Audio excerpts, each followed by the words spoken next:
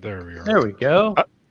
Hello, everybody. We're having a special recurring event. We're going to do a book club uh, in this time slot, actually starting at the hour. And we're going to go through this book, The Language of Creation by Matthieu Pageau. And we will be using our book club format as much as I can remember it. Um, so we're trying to use the text as a means of exploration and personal development, and part of that is we set the container. So we set our participation in this event, and so first of all we're gonna go through like an introductory piece of the book, right, where Peugeot is basically somewhat articulating a problem formulation and like how to think about it. And what we are going to do is we're going to set a intention so everybody can get to think about that a little bit in the way that we want to participate today. So this intention is supposed to be focused on how you relate to what's going on here, right? So it might be okay, like I suck at listening and I focus more on listening, or like I want to figure this part out about my life. How do these things relate to this part of my life? So that's kind of an intention, and we'll go through a quick round. The other thing is we do a reflection before that on what happened the week before, how our relationship to the book has informed our lives. So we're going to replace that today with why are we even here? Like, why are we participating in this book club? And that's also a good way to introduce ourselves a little bit, at least the relevant part of ourselves, right? The part that's present here with the other people. So I guess I'll start. I'm here because this was a really weird book when I started reading it. I don't think I fully understood it. I rushed through the end, so I need to re-engage with my current knowledge. And Danny, he was really willing to do this book club, so I was like, okay, like let's make this happen. So that's why I'm here, and since I'm kind of facilitating the situation, my focus is going to be on trying to have a generative spirit and making it relevant what's happening here to being in the world, and trying to give that connection to people. So Mark, do you want to go next? Sure. Yeah. Yeah, I heard about this book club. Danny had wanted to do the Republic before. We had a wonderful book club, and I thought it'd be good to do again. And the reason why I think these sorts of book clubs are important is because John Vervaeke talks about distributed cognition, and this is a form of participatory distributed cognition in real time. And I think it's not only important to do, especially with a deep book like, I mean, The Language of Creation is not your standard text. And so you can't read it the way you read any other book anyway. And it's nice to see how other people's perspectives hit this particular book. I've said this before, like I'm very glad I didn't try to read The Republic on my own by myself. And I did read Language of Creation mostly by myself. And so I want to correct that. And also, it's good not only to do the distributed cognition in real time in public with people, but it's great that other people get to see it, right? So that they sort of see the advantage and what it looks like for other people to have perspectives and see things that you didn't see and point them out to you, maybe poorly, maybe well. And so that's why I'm participating. Christopher, go ahead. Okay, yeah. I'm here because I saw this was happening at the Discord server. yeah, I've never done really a book club like this before, so I figured it'd be fun to try jumping in and participating in. So Great. You want to set an intention for your participation? I also don't think Mark set an intention. and, I don't know. My intention here is, I guess, especially for this first stream, is to just see how everyone else is doing things and all. This is all kind of new, so maybe I'll learn how to take notes for next time. That's always an amazing intention. Take notes. Mark, did you have an intention? And my intention again was to participate in the distributed cognition. That was my Okay. was my intention. Sorry if that wasn't clear. That was No. That's like a vague intention that's hard to relate to in some sense. Olena, you want to go next? Yeah, I can go. My name's Olena. I mentioned before I recently finished Maps of Meaning, and so my intention is to better understand that book and this book within the context of each other, because I feel like there's some overlap in them.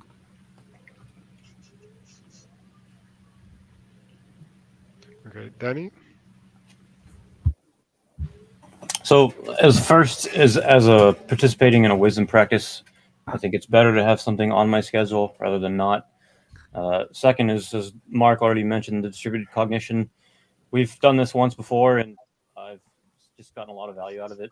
I think thirdly is, I think, gaining an understanding. I suspect that this subject is important. I find myself constantly frustrated and feeling intuitive, if I'm in a Bible studies at churches like constantly feeling like that's not right, or things are constantly bothering me, but I'm not equipped to be able to speak, and understand what to say and when to say it, and how to kind of steer. Because a lot of the times, you might be in a Bible study, and then at the end of it, I feel like that was a waste of time type of feeling.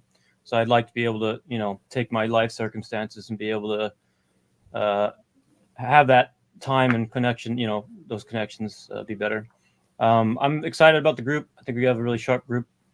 So yeah, I'm really excited to see. I think, and then fourthly, I suspect the topic is important. You hear things mentioned a lot, like with reference to metaphor or there's been a big change in how the Bible's kind of been viewed, and basically since in the last 10 years or so. And I think it's important that we're able to be more specific rather than just saying, "Oh, that's metaphorical." I think it's important for us to be able to actually be able to read the text and get the wisdom out of it. So that's kind of what I'm after in overarching. See, John. Yeah. Hi, everyone. Nice to see you all again, or the ones who I haven't seen. Nice to see you.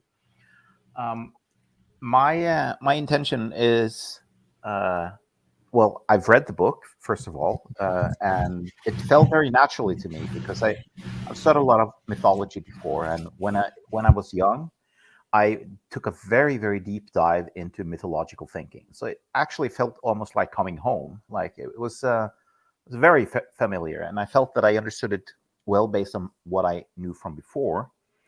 But as Mark was pointing out, distributed cognition is a thing. So I want this is a smart group, and when people actually have interest in a book like this, they usually come from different viewpoints and perspectives.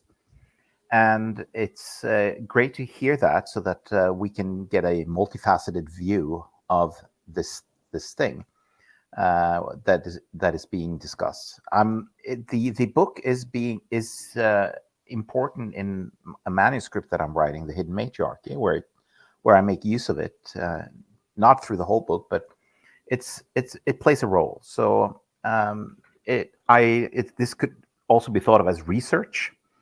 It's part of what I'm doing. So for the book. So I'm very interested to hear what you all have to say about the book and what I can possibly contribute. So, yep, that's me. RJ?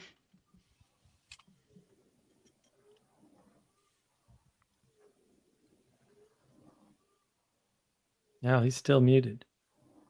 He says something in the chat that I might drop and come back in app. Yeah, you can always Yeah. message me in Yeah, Discord. All he's right. having phone issues. Yeah, Well, he's having issues with he'll phone. get his chance when things work, I guess.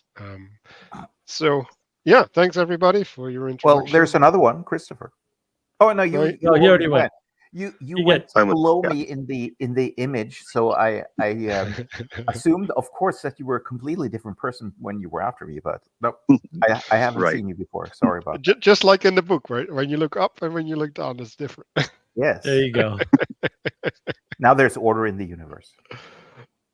So yeah, who was it? I think it was Danny, who was also. Well, I talked to a bunch of people who were like having some frustration with the book, with the start. Like I'm still figuring out like how to talk about it. Like at a certain point, it will be so dense that the book will pin us down. But like I think at the first bit, it's just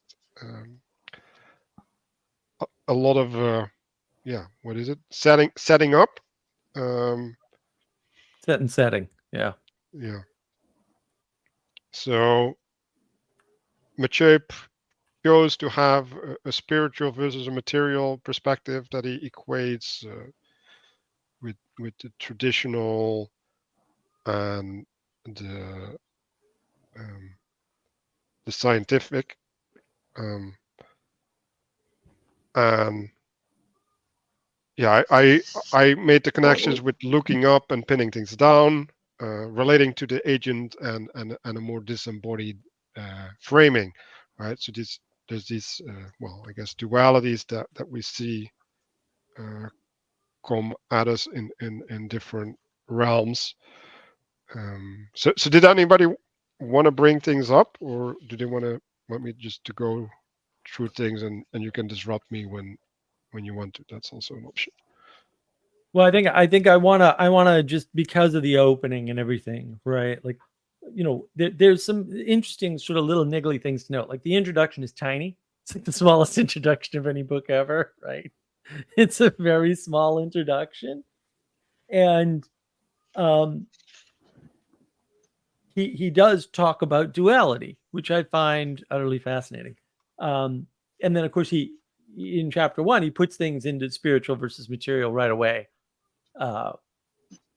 Which is actually really important, right? Because I think it's important to realize he's not saying this is the whole world or an explanation of the whole world or any sufficient explanation of, right? He's just saying this is one viewpoint or way to look at the world that happens to be dualistic, or I would call that binary. I have videos on why binary thinking is like the worst idea ever. But it's also useful, especially in this context, to highlight the differences between these two things. And it's interesting, that he does that division, but it's also important because he is the author and the narrator of the book, right? And so it's important to know what he's doing there, and to also account for the fact I think that it's not supposed to be inclusive, right? The cosmological worldview, but he's not saying like the only way to look at this is that there's a duality and the world is made of a duality. That actually isn't the implication from the book, even though that's the way he starts out the text. But I think that's strictly for contrast. Yeah, and I think it's also important to point out that he doesn't want to bridge the gaps, right? So he's not looking for a solution. He's looking for who's having this sound? Where's that noise coming from? I don't know. There, it disappeared. It's gone now. Oh, there's RJ. So you guys hear me all right? yes. Yeah. Did you All want right, to? all Did you want to go through your intro and intent Yeah, and all that? if we didn't move past it, that'd be great. Yeah, you can go. You can go now. That's fine. Yeah, so this is my second time going through the book. I have spent a little time over on the Symbolic World Discord, where I've spent most of my time with this text. So very excited to I guess my intention would be to come at it with both fresh eyes, but also in the same, perhaps on the other hand, maybe perhaps play at the bridge without overstepping my bounds and assuming that I have anything correct about what anybody in that space thinks. But I can certainly speak from my perspective, having a foot in both of those conversations, and that's kind of my intention here. Great. All right. So to go back to where we were, he's not intending to bridge the gap between the two worldviews, and yeah. Right. So like part of the frustration that I had is this oppositional framing, and when I went through these chapters, I was like, is he doing this as a didactical tool, or is he actually holding this position? And there's points where it's like, oh yeah, they don't have to be in conflict, but then he drops it, and then he continues in the conflict, and he starts contrasting them, and at a certain point I actually find it that it detracts. It's actually not adding to his message, but yeah, that's. Yeah, well, what I would say to that, Manuel, is like the first sentence in chapter 2, right? The spiritual and material perspectives has always been in competition because they are fundamentally different, right? And then the second sentence, he backs it up with, nevertheless, since neither has successfully subsumed the other, they have learned to coexist, right? And so he bridges that gap right there and says, yeah, they might be in quote competition, but they're not in conflict in that way because neither is subsumed, and therefore you can proceed, right? Because that seems to be the trick. Yeah, and like then he has this graph in chapter 2 which implies like a procession from one view to the other, right? So he's drawing a connection or a parallel which I would hesitate to draw. If you're saying that they're describing different realms or something, right? Like then keep them separate. Like why are you trying to make an analogy that isn't there apart Well, from? Yeah, but like chapter 2 is very much like, no, the scientific worldview like dealt a blow to the unified worldview. And I think, again, that's sort of the key, is that because if you look at the diagrams, he's got a diagram with a bunch of stuff, and he's got 2 diagrams, the sum of which does not equal the whole of the original, right? So this which is kind of interesting, right? It's easy to slip past that in the diagram, but like, you can't take the geocentric and the heliocentric and get the genesis. Like, that doesn't work. There's more stuff. So where does that stuff come from? Well, that's the unification. That would be my argument there.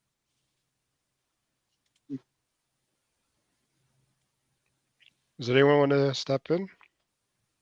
I don't know. I think part of what he's contrasting is with the material, you're looking at the things, and with the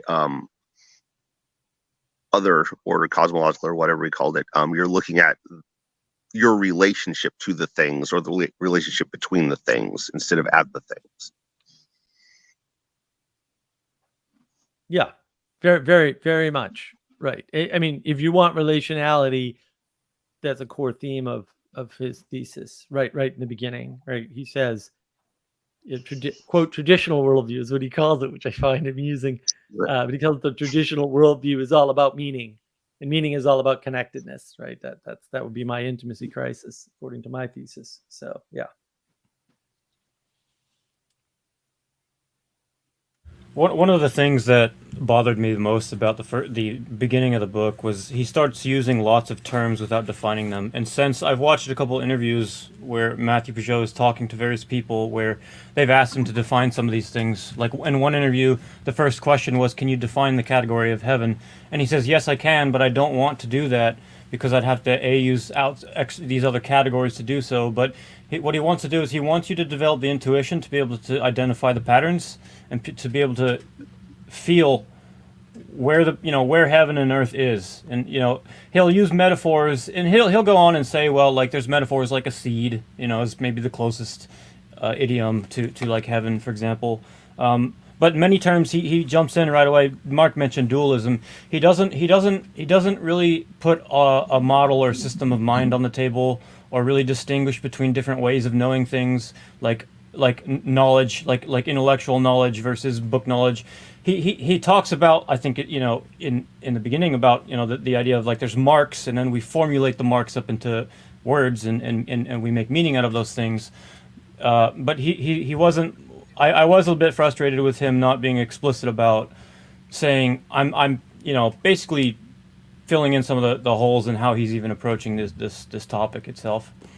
Well, it feels like what he's trying to do with that is kind of invite you into functioning in more of a spiritual perspective rather than the material perspective that you're used to. So I guess that definitely would feel uncomfortable, but I guess he's like kind of forcing you into it without giving those concrete definitions. Yeah, I agree, Alana. That's a good way to say it. Like, he wants you to participate. He doesn't want you to read the book. That's why most of it is pictures. Because he doesn't want you to read the book. Because reading is propositional, and he doesn't want you to be propositional. And I couldn't agree more. Like, burn all the books and start over. Yeah. So it's interesting because he's kind of using these patterns as examples, but also they're somewhat describing the problem that he's pointing at. So at a certain point, he says, acquiring greater material knowledge at the expense of spiritual insights. And that is acquiring that what you're not ready for. Right? It's like insight is supposed to be self-generated, and if it doesn't come and you proceed beyond what your insight is, or what you have wisdom to use, you end up wielding tools that you don't understand, right? And they end up wielding you in a powerful way. And then also he's talking about this awakening thing in terms of exile. And the way that I see it is like the exile. When you get exiled, you have the inability to participate in the old, right? So you can take it at the rat pill in the Matrix or whatever, right? You lose the ability to step back, right? And now you're removed from the safety that you previously enjoyed, and you have to reestablish a new normalcy, right? You have to establish a new way of relating. And like we had this amazing guy at the beginning of the Awakening from the Meaning Crisis server, and he had this saying: when you start eating the porcupine, you have to swallow him whole because you can't pull him back out, right? Like when you start, you're screwed, and you have to see that journey through to the end. Yeah, and I think I also want to add in a quick statement about the sort of the it's helpful to buy into the idea that the world is a self-similar fractal, because what he's actually talking about is how these things apply, we'll say, all the way up and down the vertical causality of reality or something, right? And so you see it very early on where he's, it's kind of subtle in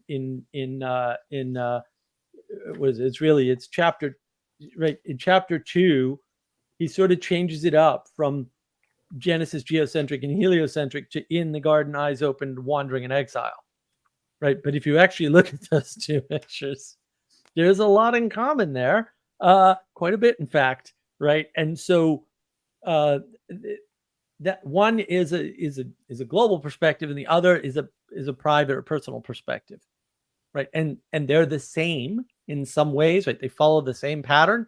And again, this is about, I think Alana was right about this, right? Like getting you into the pattern of recognizing this fractality, the way it's self-similar up and down, at different layers, and the way that it's different too, because it's not you can't apply a global solution to an individual and vice versa.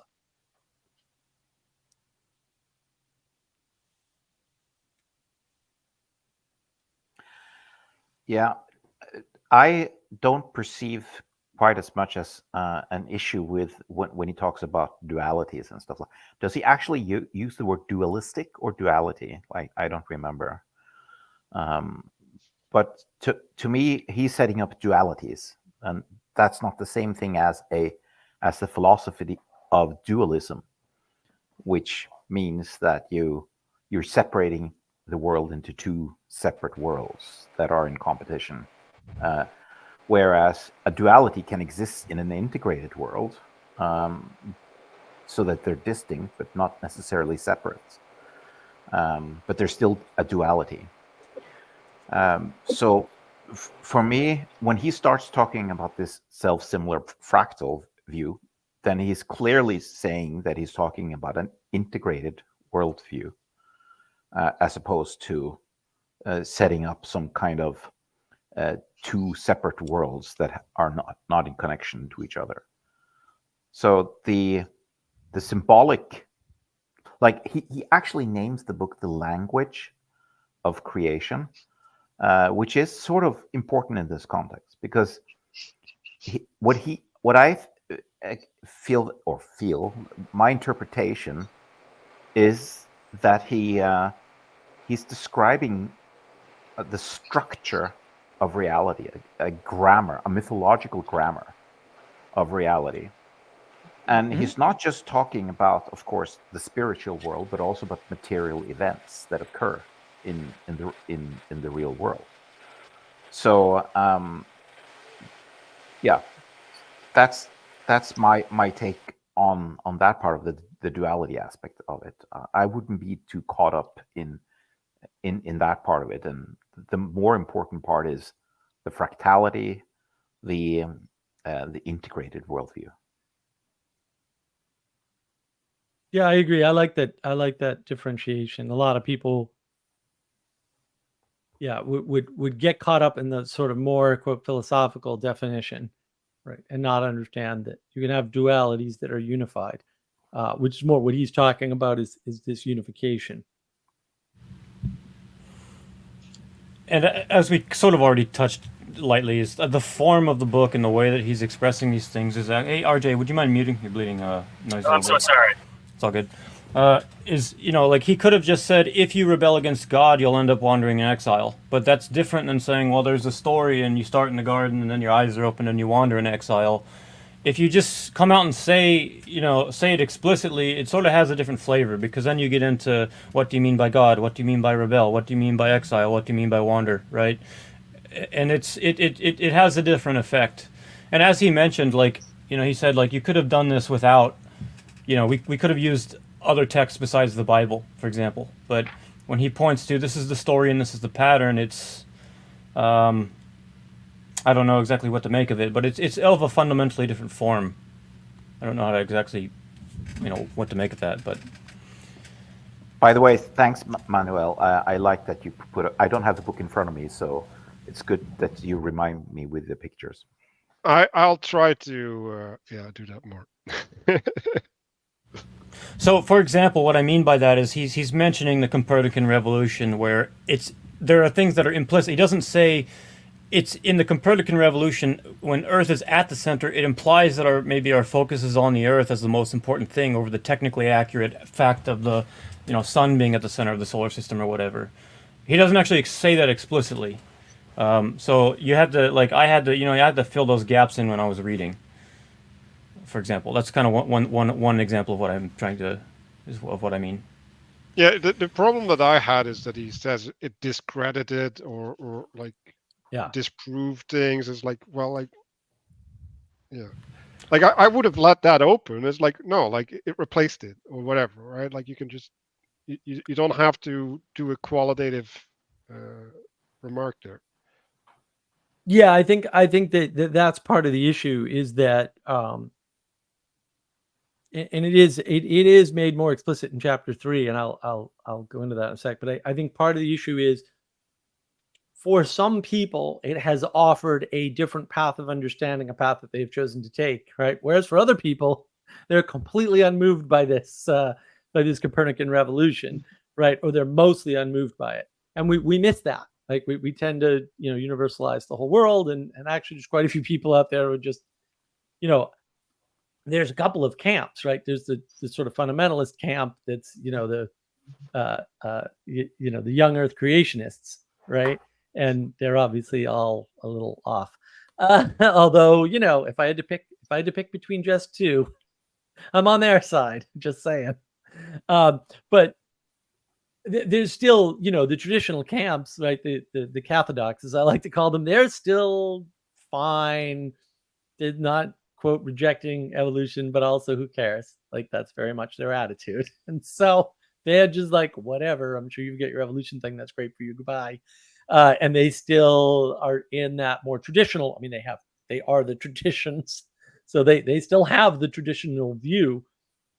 But I wanted to point out that one of the things he mentions here, sort of at the end of chapter 3, is about telescopes and microscopes.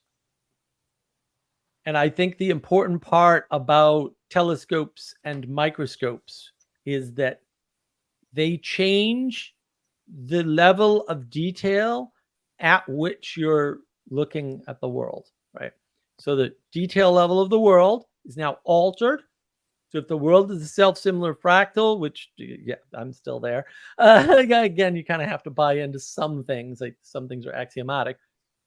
And then when you look out, you will see things that are similar enough and go, aha, that applies to me, even though it's a planet and, or a galaxy light years away, like, aha, I see. Or that applies to hydrogen atoms, right? You can go the other way with the microscope and go down and say this small thing applies to this bigger thing, right? And that's where the confusion, I think, comes from. And, we can argue about clarity in this book all day long. And those are fair arguments, but it's there, maybe it's not as clear as you'd like, but those concepts are there, that really what we're talking about is different layers of detail or levels of detail of looking at reality and the implications of that via the scientific worldview. I think you need both, by the way. Maybe only one wouldn't suffice, but we have both, and it hasn't damaged, it still hasn't wiped out the Cathodox, but that worldview has been damaged in some sense for a lot of people. So I want to give it that much credit anyway.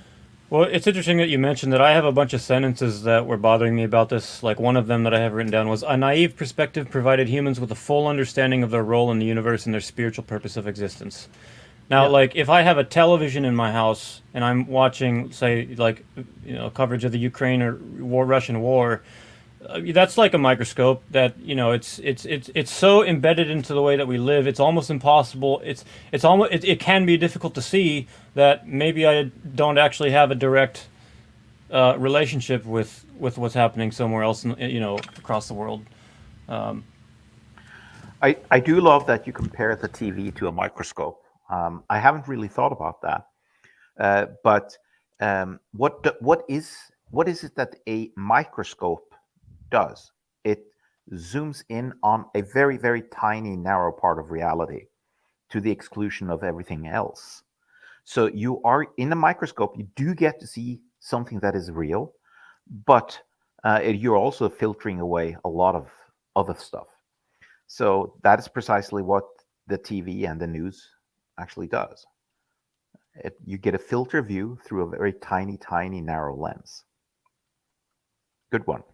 Yeah, you exclude everything else in both cases, right? You focus on this tiny lens to the exclusion of everything going on around you at the time that actually affects you, in favor of things that may or may not ever affect you, right? And you lose the ability to tell, right? I don't know if the hydrogen or if I don't know if some amoeba bumping into some other amoeba is actually going to lead to anything that's ever going to impact my life, but it might, because sometimes it does, right?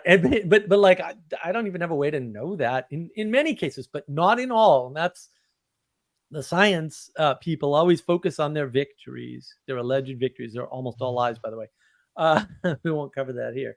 You can take my word for it. But they never focus on the vast failure. I mean, science works through failure. It doesn't work through success, right? Explicitly. So you get this very, very warped view because you can see the amoebas bumping around. Right? You're like, oh, now I can see something that I couldn't see before. That goes back to forbidden knowledge we were talking about earlier. And I think that's very dangerous ultimately. And I think that's sort of what part of this book is pushing back against. And also to the point of language, because we didn't really cover that, right? But the language of creation is not supposed to be a written language. I think it's part of the point of the book, which is why, to Father Eric's excellent point, the pictures are important. The pictures are really important in this book, and so you want to kind of be mindful of that, because you're not learning through reading the words as much as you're learning through understanding the relationships that are inherent in those pictures. Let me just add in that context that I don't think that written words are propositional necessarily. You can, when we speak, we don't necessarily speak in propositional terms. We do make propositions, but we make connections and we make stories. When I'm telling a story and I'm conveying meaning through a story, am I then being propositional? I wouldn't say so. So what I think is important with the pictures is that you wouldn't be able to understand the language of creation with the pictures alone, but there's a deficit in the book if there weren't these pictures. In other words, you have to have these multiple ways of stacking up meaning that act together, participate together, in order to produce something that you cannot convey easily or at all by words alone. So I've actually been thinking about this a lot while reading the Bible, and there's what's alive and dead, right? Like, well, alive is something that is in relation to its environment, and it's continuously evolving, right? So when I speak, I relate to what's being said before and what I find important and where I want to go, right? And I can say the same words, but if I say them in a different context, they have different meaning. And I hope that everybody will understand them differently. And the problem is that I can't do that with a book. Right? Like the only extra meaning that can be found in a book is what the reader brings to the book. But now we're getting into the problem of a projection, right? Because like if I bring my meaning to the book, I'm only going to see a mirror. And this is why I and Mark are like really against sola scriptura, because like what is happening is when you start reading a book and you're not connecting that to your life, and more importantly, you're not connecting it through something like we're doing now, right? Where you're getting these different things, right? It's being there's a spirit being blown into the book, right? Like it's being made alive through us as a vessel.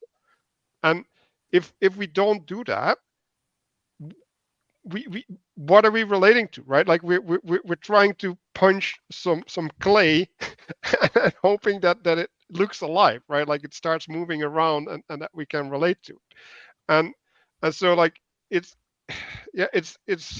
well, to go back to this pattern, right? Like I think you have, well, that's not the one I wanted, but you have the wandering in exile, right?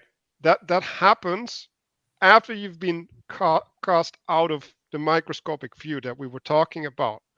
And so like you need to reestablish order. And like, how do you reestablish order? Well, if there's other people around you that are participating in certain patterns, then you can adopt those patterns, right? And there's a stability that comes from that.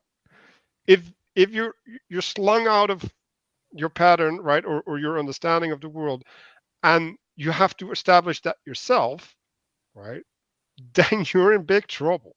Like because now it's like, okay, you're going to draw upon something that's deep inside of you, which is probably trauma, right? Or in biblical language, it's a demon, right? And that will take place, right? Like that will start feeding you with the new structure if you can't like get it from somewhere else. Yeah, I just want to say that at some point it's very much semantics, right? All words are propositions, right? But the use of many words can get you out of mere propositions, and that's better than nothing. But ultimately, things like body language and tone and pictures take you sort of the full way out. And a lot of people struggle with that because then where's the line of icons and symbols and things that certain religious traditions don't like, we'll say, or not even traditions, but certain religious rebellions, right? Where's iconography? We don't like that. So that's where it gets into trouble. But like you need that to communicate. It's a form of communication. And it's not optional. So that's part of the issue. I do also want to add that, well, the Bible is a book and it contains words. So is that a propositional body, or is it something more than that? No, like I said, multiple words do not have to be merely propositional, but it's the putting together of the words that makes them that way. But the words themselves are still propositional, and that's the difference between like a technical manual and a good work of fantasy or science fiction or something. And then, of course, we have the word made flesh,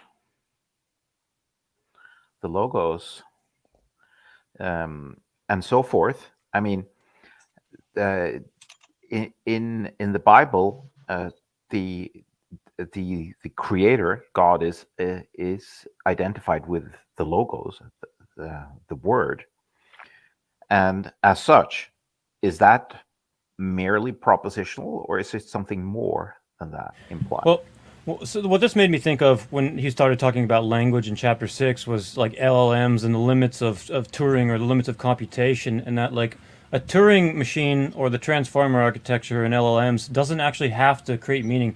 It doesn't make meaning in words. It doesn't encode or decode anything. It doesn't have the human experience to make the words meaningful, but it can use high dimensional vector space in order to create what is, they would say, emergent, the appearance of reasoning, and it's staggeringly impressive. But it takes a pool of incoherent words and it strings them together and makes coherent word chains out of them. And so that distinction between, he talks about the mediation, but I mean that I'm still kind of, I've been bearish on AI for a long time, and I'm still like fundamentally bearish on many of its aspects. But I think what we're seeing now is, I don't want to get too into AI, but we're seeing that they can take new information and expand their own context, and so it really does call into question, I think at least some limits of where are the boundaries between human experience as encapsulated in words versus, So I think we need to realize, right, like the words that are being used, and if we go a little bit further, right, he starts talking about heaven and earth, right, which have a physical corollary, right, and we're talking about trees, right, and we're talking about breath, and we're talking about humans, right, so they're all really basic things to grasp reality, right, like axiomatic forms, yeah, right, and they relate back to our basic experience, right? It's not like, oh, you first need to learn Tai Chi, and then like when you've learned the first 3 moves, then you can do this one special thing and have this understanding. No, it's like this is the child level, right? Like direct experience. And so when we're talking about language, right? We've done a kind of a book club on Lord of the Spirits, and they had a really interesting thing. They said all these categories, we're not anthropomorphizing God, right? We're, well, like it says in Genesis, right? Like we're images of God, right? So the fundamental category is based in God, right? And then there's a reflection of that category that we get to experience, right? So treeness, right, like whatever a tree is based in a heavenly principle, and that heavenly principle allows us to have an experience of a tree and have a understanding of a tree.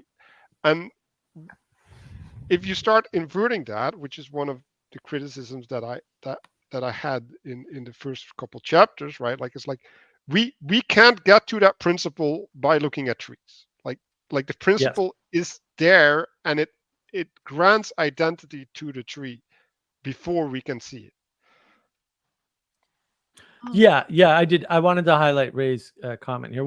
Ray says one of the understood aims of the book is to relay the images despite being in a propositional form, right? Well, I mean, again, part of it's in a propositional form, but I would argue that all poetry uses words, but not poetry is not propositional at all, or not supposed to be.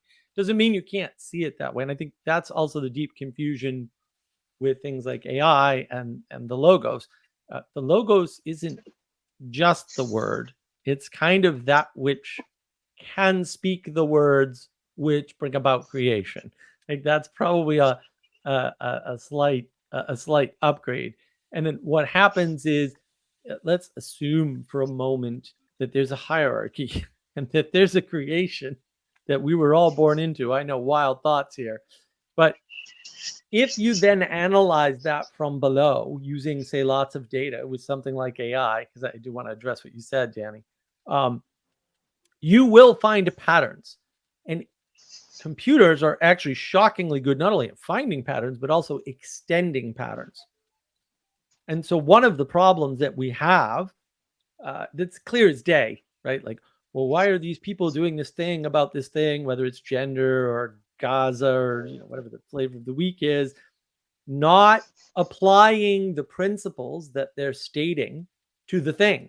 And I think that's actually key. They can't apply patterns. They also can't extend patterns. My problem is y'all can't extend patterns. It's like you can't see the next step, but computers actually can. And so a lot of what AI does looks like magic because it's just extending a pattern that you can't or didn't see. And it could be both. It could be you didn't see the pattern, and even if you did, you couldn't extend it. And so that's like magic times 2 in your head, right? Whereas for me, it's like, now I know exactly what trick you played there, right? Because I can kind of see at least the next couple steps in a pattern, right? It's sort of like, good chess players can see so many moves ahead. I can't do any of that, by the way, which I always found fascinating. But I can see patterns ahead pretty clearly. And so he is kind of giving you that, that sense for here are the patterns, and they are laid out phenomenologically, Manuel, as you mentioned. And I think that's really important. Start with the phenomenological experience of the world and those axiomatic definitions and relate them to how you participate with them, right? Or how you witness them to participate in the world. Either will do, although the former is better than the latter. But both is even better, obviously. And then you're proceeding from there. I would be shocked if you couldn't pull out all the words and still get a lot out of this particular text. So yeah, that's where I'm at. I have a bit of clarification to ask for, I guess. So, like in the beginning of the very beginning of the book, he lays out spiritual versus material worldview, and then in chapter 7, he goes on to talk about heaven and earth, and then we're kind of talking about like more abstract ideas and then propositions. So I've kind of just like mapped that those three kind of across, if that makes sense. The way he presents it at the very beginning of the book, he kind of talks about the spiritual and the material worldviews as kind of separate and not exactly opposing, but like without connection to each other.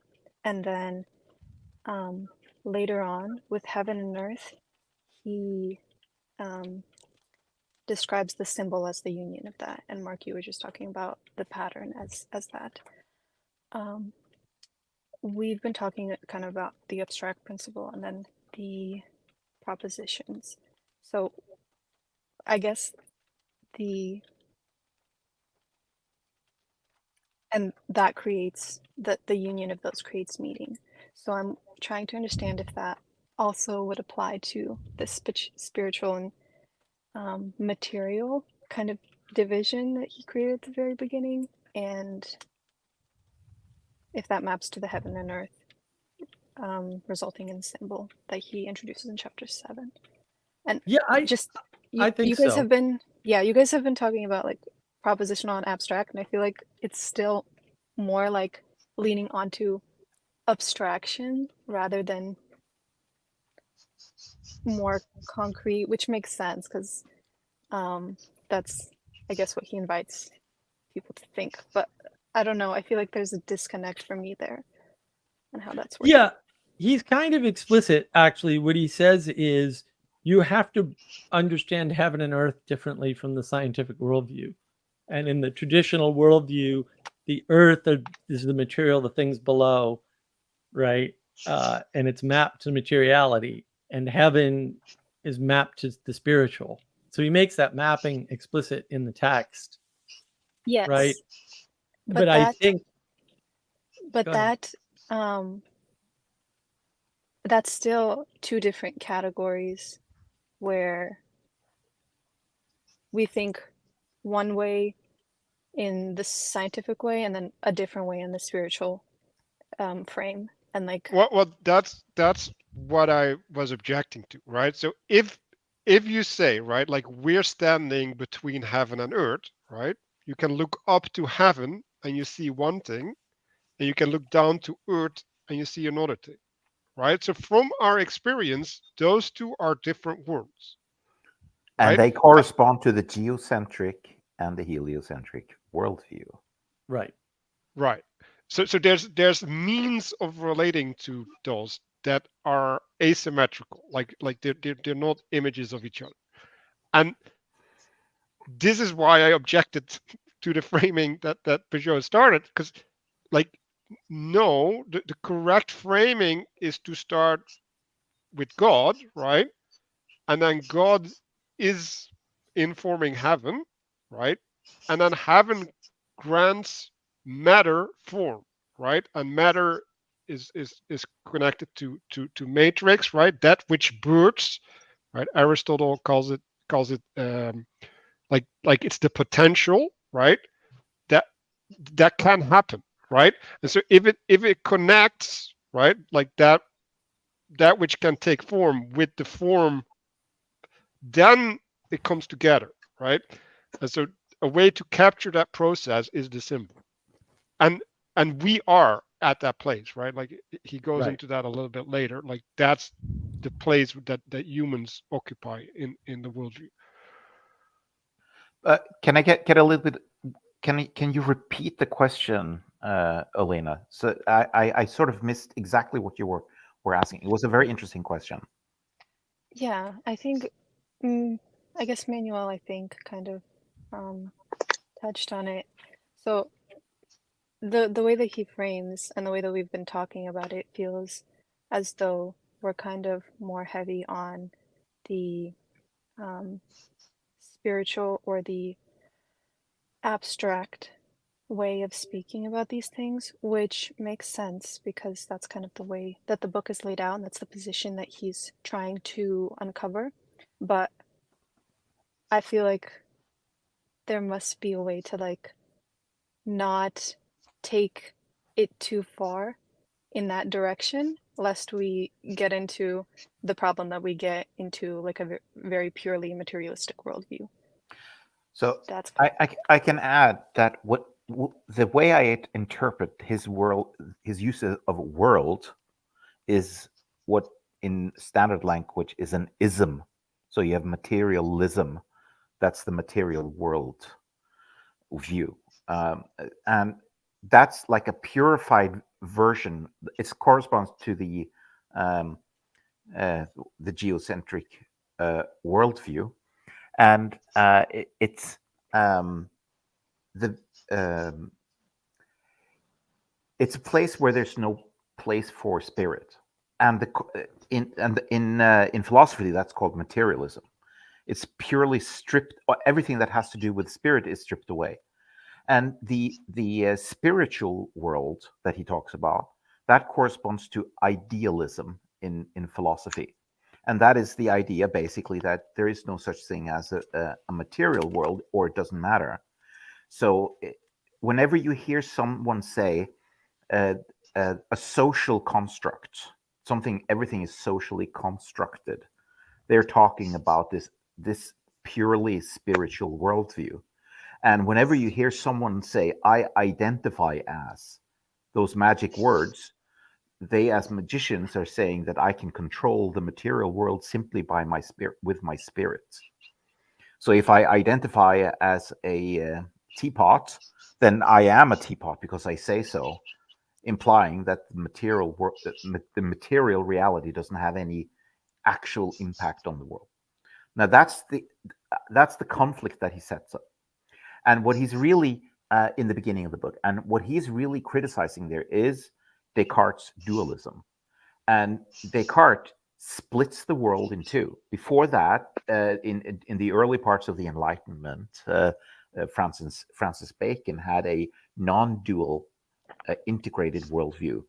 When he says nature to be commanded must be obeyed, and then Descartes came along and said, no, let's split this in two. Let's have the material world that's not connected to the spiritual world.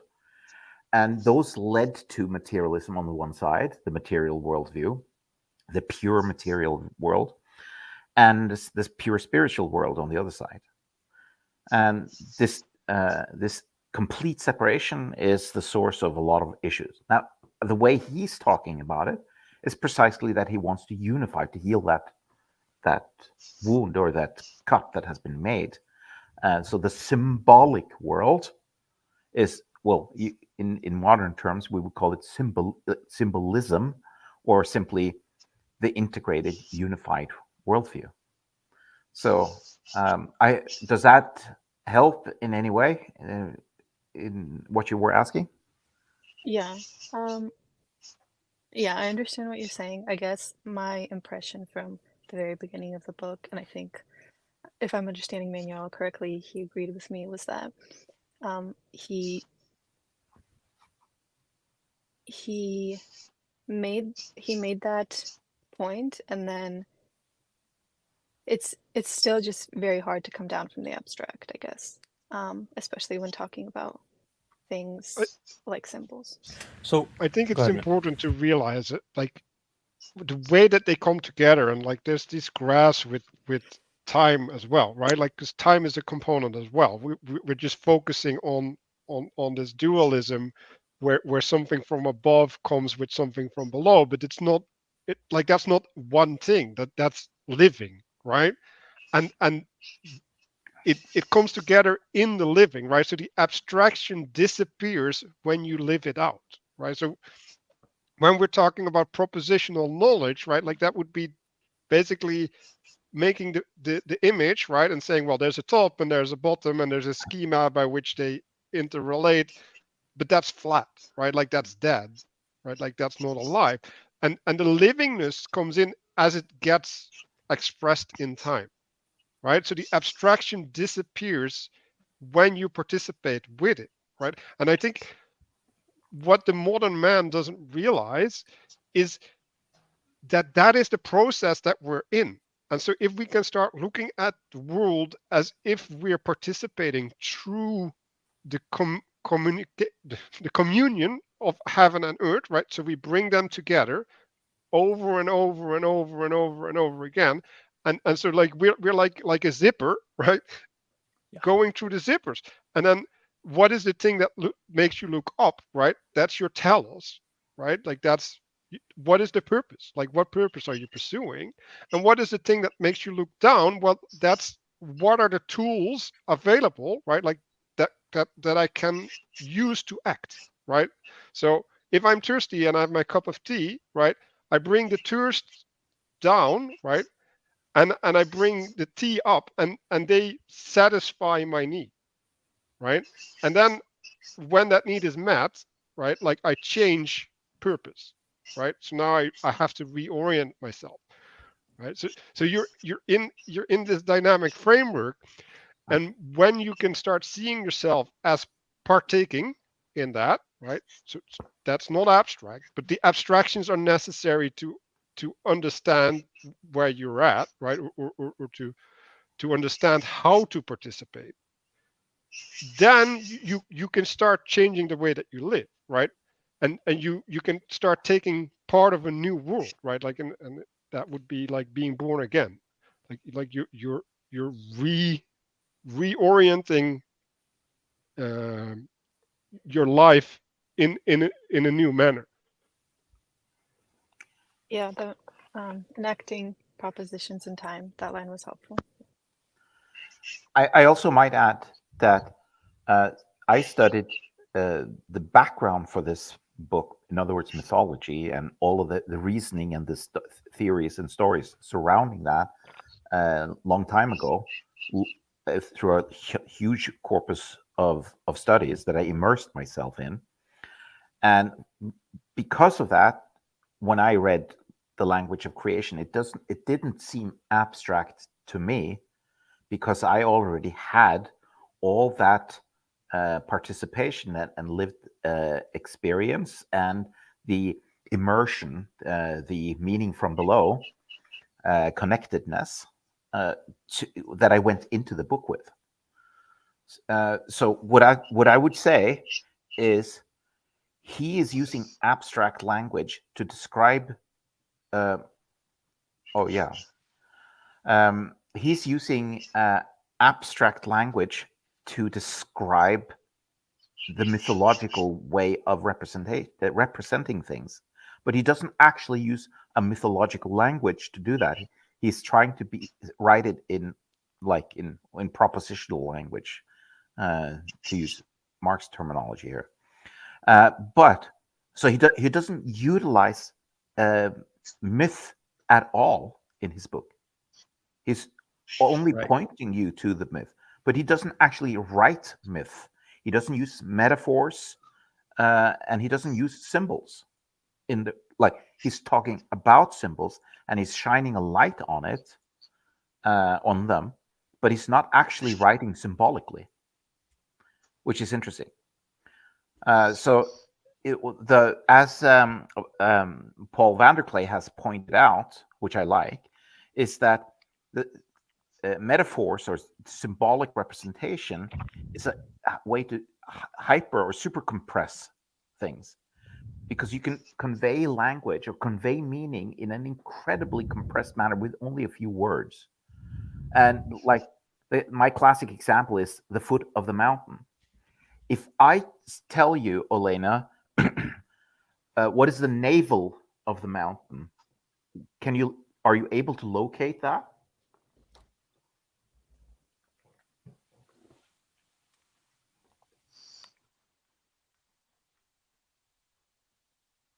No. It's a map of meaning. So you're using the body as a map. So the foot of the mountain is at the bottom of the mountain, and the navel is at the center.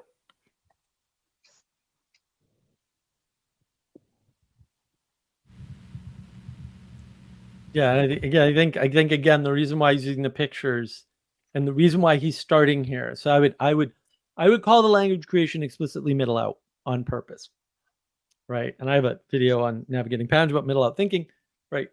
He's doing this on purpose, and he's using propositions without backing them up. He stated this publicly many times. He's not backing up his propositions. He's not even backing up his scholarship at all on purpose, because he wants to get you into the symbols.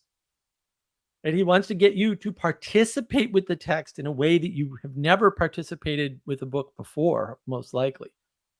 And again, I think that's super important that that's what he's trying to do, because that's the key to unlocking the text. And I'm not claiming I've done that, but that, that's kind of the key. And then that's why we're here, right? We're here to explore, how to do that.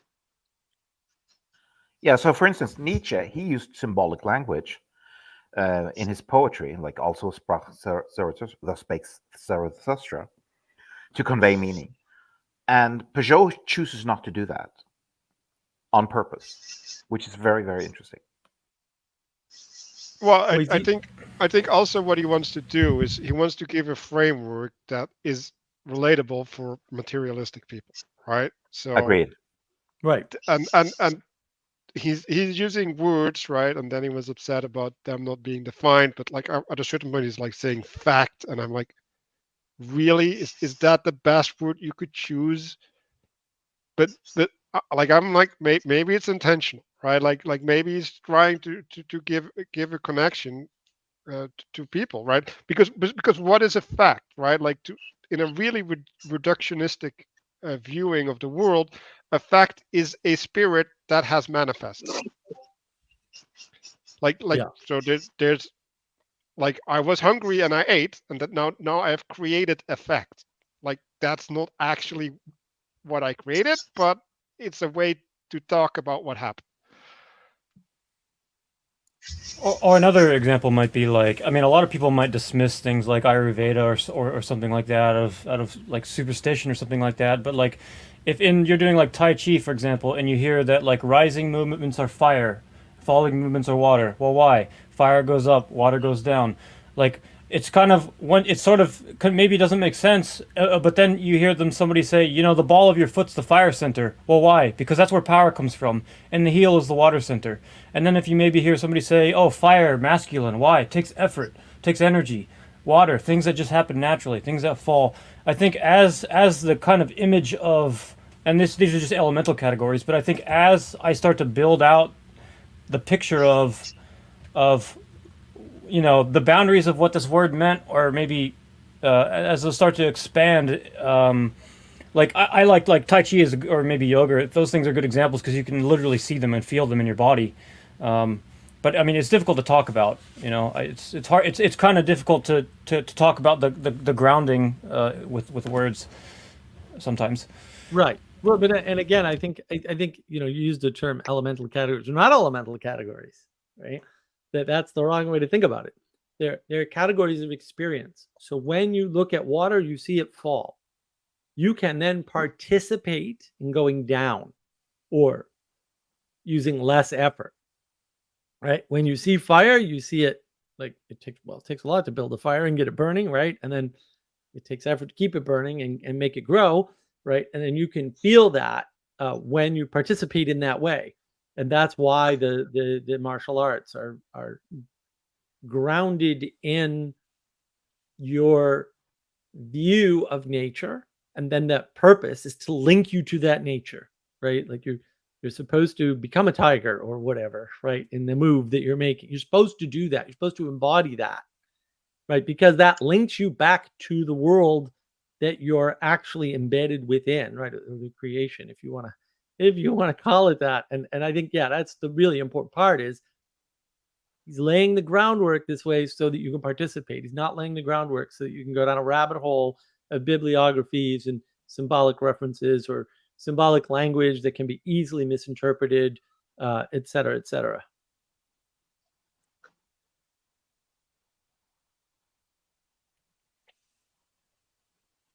And like there's also I don't know like not only participation but this fundamental relations, right? So like gravity and water, right? Like they're expressing a principle, right?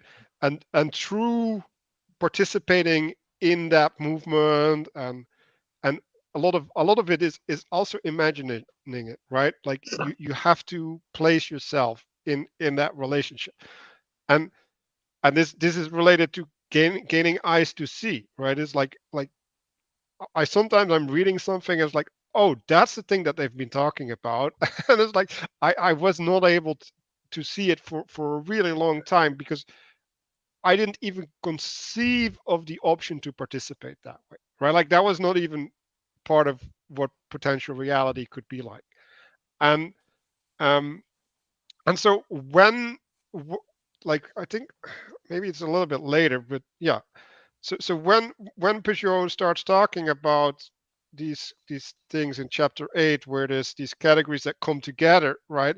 It's like you can start seeing beyond the category to something that unifies the two, right? Like Vervaeke has this word called non-logical identity, and I totally like despise this word, but what he's trying to point at is that the identity that's being formed is not derivable by logic or something, right?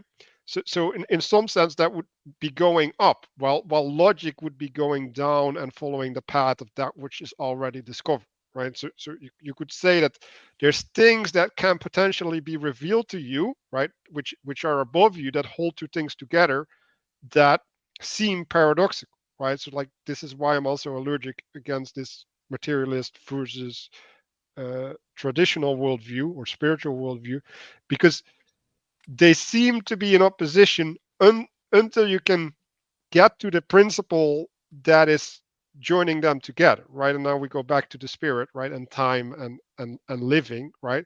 They come together by you living them out, and not holding on to them, either of them, as absolute in some sense. Um, and so you have to realize that when you're standing below something and you're like, what's above me?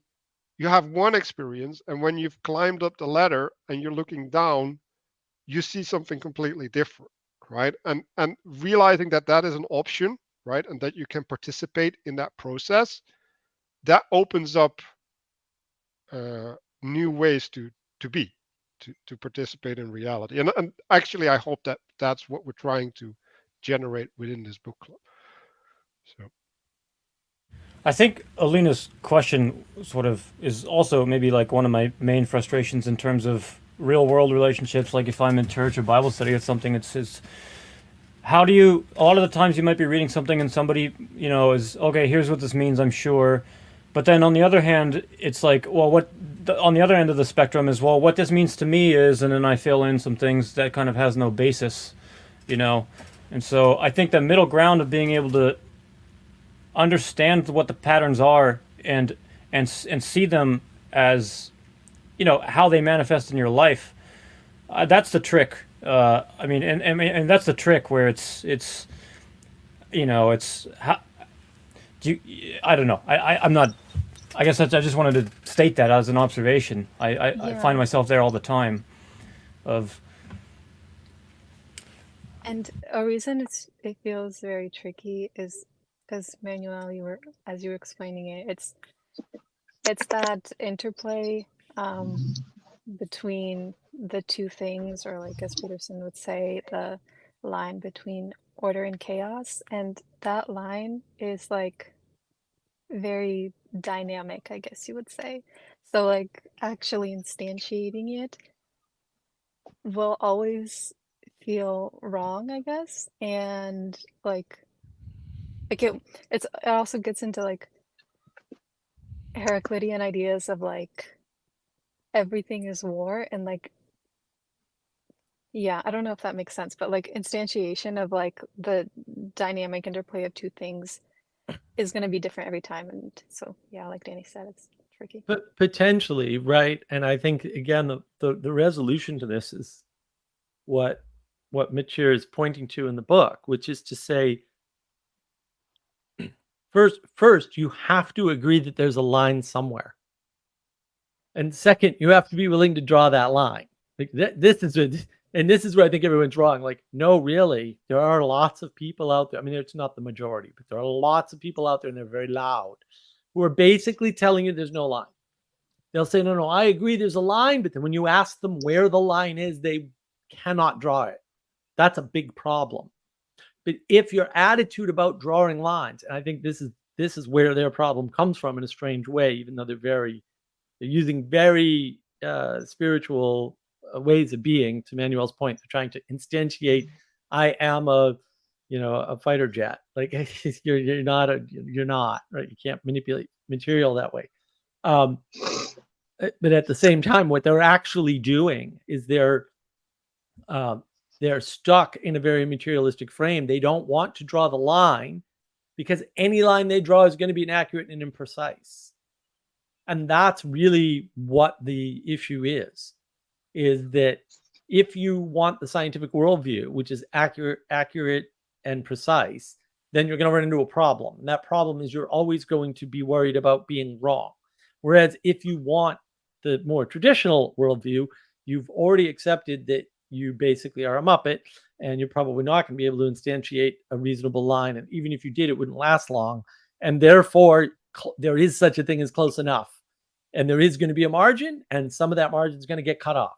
And if you can live with that, then you can draw the line, and it's not so hard. I think an example to think about it is I'm thinking of putting up shelves, right? And like I'm gonna have to drill a hole at some point, right? And like that hole can be at the right place or the wrong place, but it doesn't matter. Like I have to drill the hole in order to get the shelf. And like, how do I know, right? Because drilling a hole is drawing a line, right? It's making a judgment. It's like, this is how the world should be. And like, how do I know whether I drew the right hole or not, right? Or the right line? Is the shelf going to be able to do the shelving thing? Whatever that means, because I don't know what shelving means, right? Like, do I want it to look beautiful, or just do I want it to hold things, or do I want to have it both, or like, is there a third thing that I haven't considered yet, right? Like I don't know.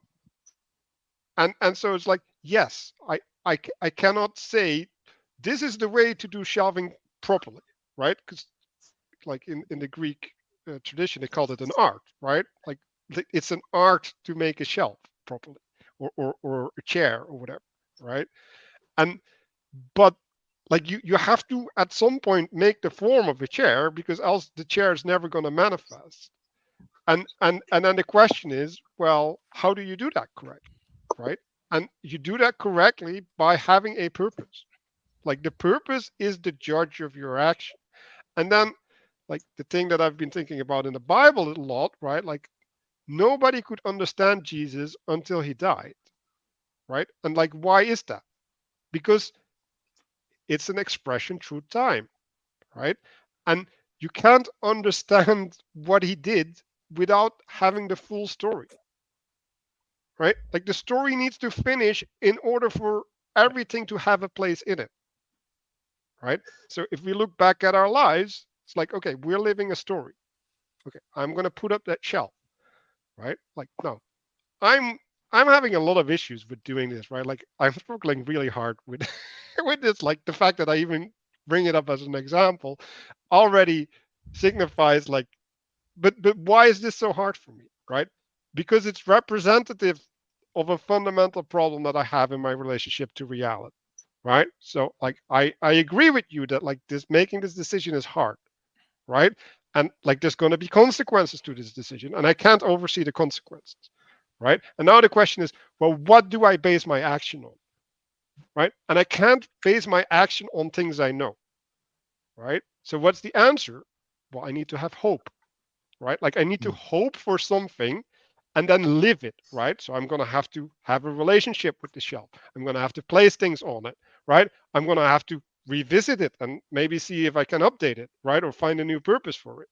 And if I do that properly, then and only then the shelf will be a proper shelf. And if I don't do that, like it's going to die, right? And it's going to be a failure effectively because it's not going to do its purpose.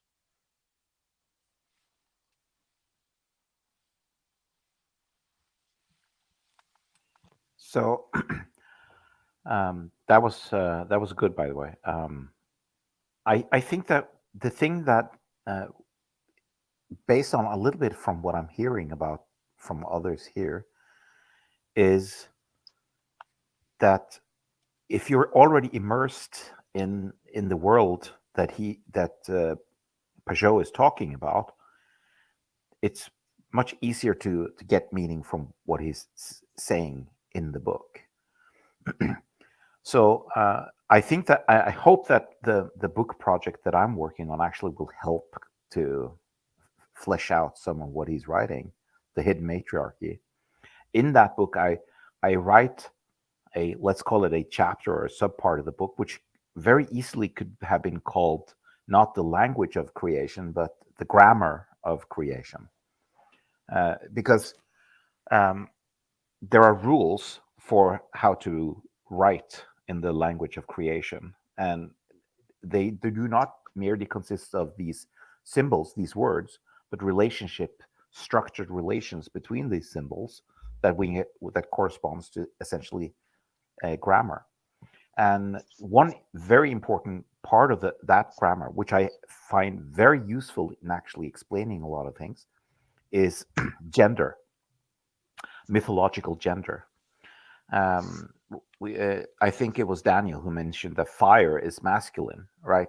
And masculinity and femininity can be divided into these various categories. Like that is a form of duality, masculinity and femininity. And once you actually say that's heaven, that's or spirit, that's masculine, and earth is feminine. And what does this union between the two correspond to? Well, that corresponds to a marriage between the feminine and the masculine, a union between heaven and earth. And once you start to understand it in those terms, then now you have enriched your understanding of that union, because now you can use everything from your own knowledge, your own lived experience about gender, in order to understand what that union means. And this is exactly how mythological language works. It takes something that you are deeply familiar with, that doesn't require any explanation, and then use that to tell you things that you don't know, or that are new to you. And in that sense, whenever you encounter mythological language, you can decode it using your own intimate knowledge, the one that you have gained through experience and through just living your life. So I'm not going to have a huge speech about gender. I'm just using that as one example that's part of the grammar of this mythological language. And if you understand that grammar, and there's more grammar, although gender is very, very important in mythology, then that enhances your understanding of symbolism. Right, and I think we have to point out the process of how to participate in that, which is also really expressed in the Bible, right? It's sowing, right? We're sowing seeds, right? And so what is sowing seeds? It's exposure, right? Naked exposure, right? Because you can expose yourself and be clothed, right, or sheltered, but then it doesn't touch you, right? Like you need to have a touch, right? Like what is a marriage, right? Like you commune naked, right? If you're not communing naked, then there can be no birth, right? Like there can be no sowing of the seed. So And seed is masculine, right? And right, you sow it in the earth, which is feminine. So it's a form of sexual consumption, and it produces then an offspring. well, it can, right? Like Well, it can. Yes, it can. But the point is, right, like there's two things, right? Like there's one is living in symbolism and understanding the world as symbolism, and the other one is the responsibility that we bear to expose ourselves, or to get inspired, right, or inseminated, right? Like well, there's two things, right? Like there's the spirit, right, which you can participate in and can reveal things when you go with it, right? So if you just go along with my thinking and you just like see yourself on the path that I'm on, you might look at the world and see a bunch of things that you never saw before, right? So that's a way that the spirit can educate you, right? But the other thing is sowing the seeds, right? Like and actually go back, right? Like so, okay, like I'm gonna read this book and I'm gonna see what, like, why don't I understand it, right? Like not what don't I understand, but what makes me not understand this, right? Yeah. And then you start like, oh, like now you start seeing things about yourself. And you're like, oh, okay, like I'm I'm not naked, right? Like I'm closed off. I'm the buffered between this information and what it's resonating with inside of me.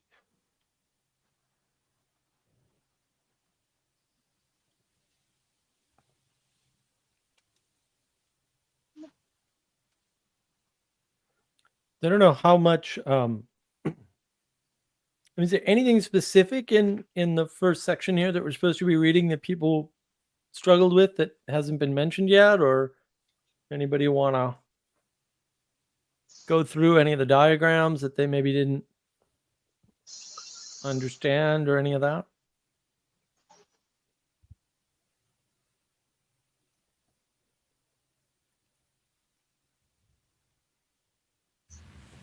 I mean, not just as an observation. There's sentences that I will read where I'll rebel against, and then there will be sentences that I'll read that I'll resonate with, where suddenly I just don't care about justifying it at all because I believe it from my life experience. Like, Right. I'm in the desert, wandering in the desert. Like, if I can find myself wandering in the desert, and I can acknowledge that, okay, well, I'm here because I've been rebelling against God in some way. Let's say. Where was I going with all this? I had a point I was going to make. I lost my train of thought. Oh, so when like, and then like being able to make an observation like that, even if you don't know, like if you know that there's a story, and then if you're open to the idea that, okay, maybe I have eyes to see partially but not entirely, and I recognize that it's important for me to have hope. I'm not going to get out of the desert if I don't have hope. And so, like, why don't I, related to why don't I understand this, in terms of like trying to apply it to your own life, it's like, okay, if you find that I'm in this life circumstances, like, if you can find maybe a gap, like, okay, well, I lack hope. Well, why? Well, like, you can kind of, I'll just leave that story incomplete. But anyway, I don't know if that made falling apart here, but I'm trying to, like, the story, being able to see the story in your own life, and sometimes it can help to see where your holes are. That's what I'm getting at. Well, so to go back to Tai Chi or whatever, right? Like I literally see the Bible as a bunch of mental movements, right? Like it is a participation in these patterns, right? So when you have Exodus, when you go out into the desert, right? And you go to the promised land, right? And then you have this whole trajectory that you have to go through, right? You can do that with your mind somehow. I have no idea how that works, right? But there's these patterns that are like muscles, right? Like they're ways of moving, right? So like if I do this, I don't know what this is, but my hand goes forward, right? And if I never make this movement, I don't know how to move my hand forward, right? So I have to train in order to know what it's like to use that muscle in that way, right? So with yoga or something, it's been really like, okay, like there's a muscle here and it stands and I never knew about it, right? Like what's going on here? And it's like, well, okay, like there's mental muscles, or maybe they're not there, but you have the potential to get those muscles, right? Like in the biblical language, it's been promised to you, right? So that there's the hope, right? There's a promise that these things exist and that you have access to it. Like it's been given to you. And then what is your job? Well, your job is to find that participation. Like how do I make that connection, right? Like how do I make that thing, that heavenly thing that is promised to me, give that birth inside of me, inside of my life, right? And have my spirit go through that, right? Like in its expression. And so you have to realize, right? Like it's a dance, right? And like you don't get to propositionally know what you're doing, right? Like just like I can't know what does it mean for my hands to, like it means that my hand moves, right? Like I know that part, but like I don't know all the other parts. Right. And I don't need to know, right? Like that's like, if I would know, that would like increase my cognitive load like massively. And like I know like I know so many things about how things work and how to participate in them, that like that's a real burden on me and my cognitive load, right? And so there's like a responsibility there to give over the parts that aren't relevant, right? So now we get into relevance realization, right? And it's like, but how do I ride a bicycle? Well, I don't ride a bicycle by figuring all the things that I needed to learn in order to ride a bicycle and put them in the right order. No, I just ride my bicycle by thinking I want to go there and doing it. Right.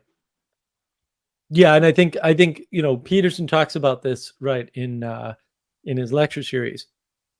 All right, where he talks about, I'm not telling you anything you don't already know. And just as a very light criticism of that statement, I don't think knowledge is what he's. I don't think that know is the right word. I think he's not informing you of anything new, but he is actually conveying new knowledge because he's connecting information or pieces of facts or whatever together in a new way. And that's what we call knowledge in our sort of knowledge engine model. See Navigating Patterns. If you haven't seen the knowledge engine model, or markofwisdom.org has the slide, but I think the video is helpful. The knowledge engine that we use is all about connecting information, right, in certain ways. And that once you connect that information that you have to your experience, that's the goal, right? That's how you live sort of with proper orientation in the world. And that's what I was pointing out earlier, Danny, when I was talking about they're not elemental categories, right? They're categories of principles of motion, which has nothing to do with the elements. Like you can replace fire with something else, you can replace water with something else. It doesn't matter. What matters is the action, and that you see that action in the world, and that you can then mirror or mimic that action. I'm going all Gerard on us now. You can mirror that action, and then that's actually really important, right? Because that's what connects you to those things. And as a result of making those connections, or maybe that would be making meaning, I don't know. Then that's how you relate to the things around you. In essence, that's what it means to have a quality relationship with the things around you, or to make meaning is to be properly oriented in the world in a way that you're participating with it in the right way, whatever that means. But in order to do that, you need to draw all those lines, and there's a lot of lines there, and they're not going to be precise. So I think it's important to think about what is it that Pageau is actually trying to achieve with the book. What is the telos of the book? What is the purpose? Why did he write this book? What is he trying to achieve? And I think that that's part of how you should, like, if you know what he's trying to achieve, that'll help you to understand the book better. And it also help you to understand the limitations of the book better. So I'll just give you my take on what his purpose is. And I would love to hear also your take, so that I can sort of contrast that and see if there's a disagreement or agreement. In one word, re-enchantment. That's the purpose of the book. This is sort of like in a material world that we're living in, where materialism is the dominant force, and everything is about this and this fact, and this is, this scientific thing here and there. He's going out and basically pointing his finger out into the heavens and saying, listen to the choir of angels and become enchanted again. So, and he's pointing, and so that is almost like on a theater of war, where there all of a sudden during the events, there's just a huge major roar or uprising or major event that makes people turn their heads and make them aware of something. I don't think that his intention is to put everything that is supposed to be in there. Like, this is not a full, complete version of it, of everything. It is just a scaffolding of the bare basics of what you need to become aware of the enchanted world.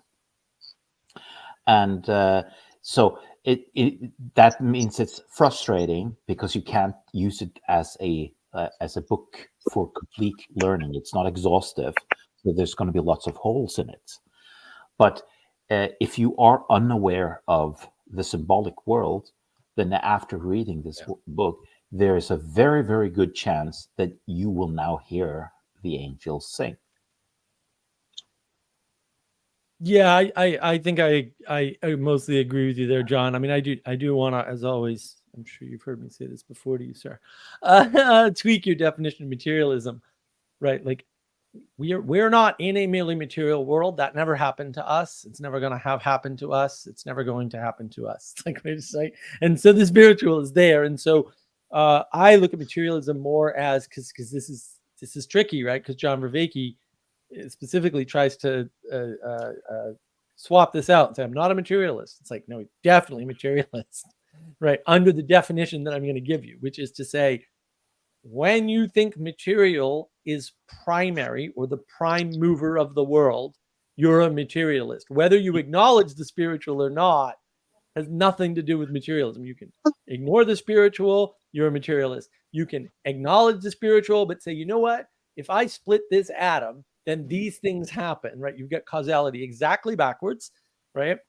Then you're a materialist because the splitting of the atom doesn't actually function that way, right? And I think I know Ray. I want to give a little credit to Ray here, right? Re-enchantment would get pushback in the symbolic world Discord. I feel perhaps re-embodiment. I dearly love my friends in the symbolic world. Re-enchantment is a better term to use for the following reason.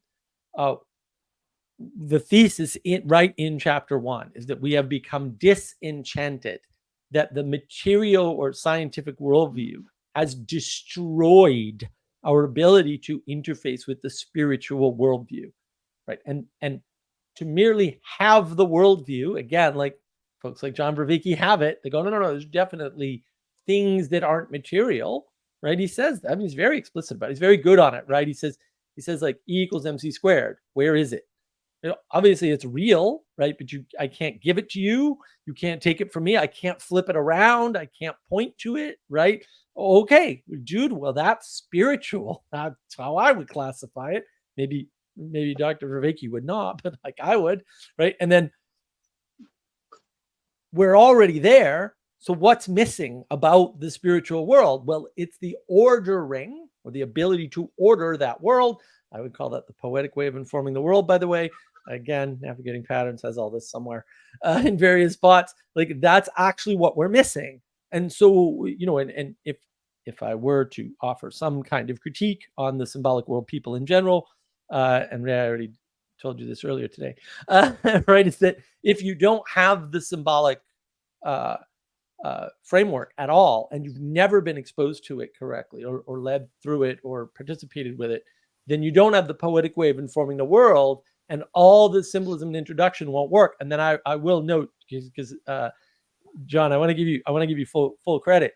The language of creation, the subtitle is Cosmic Symbolism in Genesis, assuming my mouth will allow me to read. And then what that means to me is that he's doing a very what I would call a Peterson trick.